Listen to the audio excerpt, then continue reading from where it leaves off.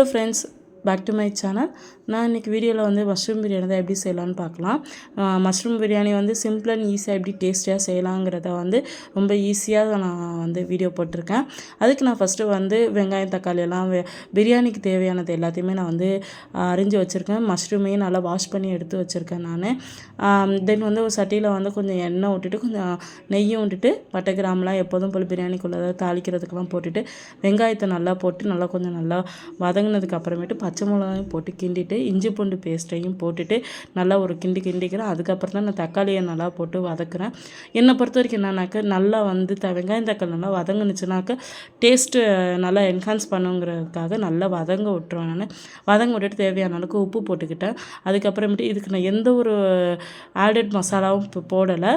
எல்லாமே வீட்டில் உள்ளது தான்.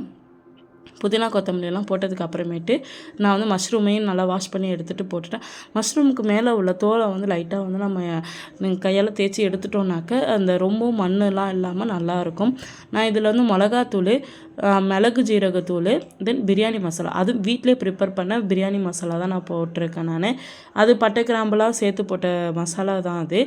அதையும் ஆட் பண்ணிவிட்டு கொஞ்சோண்டு தேவையான உப்பு போட்டுட்டு தயிர் போட்டுட்டு லெமன் போட்டுட்டு அரிசியை போட்டுட்டு நான் வந்து இன்றைக்கி வந்து 3 டம்ளர் நான் வந்து ரைஸ் எடுத்தேன். அதுக்கு வந்து 3 டம்ளருக்கு 6 டம்ளர் தண்ணி ஊற்றினேன். நான் ஊற்றி விட்டு இது வந்து தம் ஸ்டைலில் வந்து தான் நம்மளோட பிரியாணி.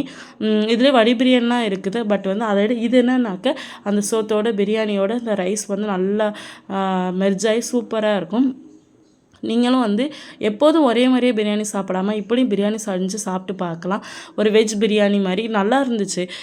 சிக்கன்லாம் எப்படி இருக்குமோ அது மாதிரி தான் இருந்துச்சு. பட் டேஸ்ட் வைஸ் சூப்பர் தான் என்ன கேட்டாக்க. லாஸ்ட்டாக வந்து தோசைக்கல் வச்சு நான் தம் போட்டுட்டு இப்போ நான் திறந்து காட்டுறேன் பாருங்க. நல்லா சூப்பராக உதிரியாக இருந்துச்சு.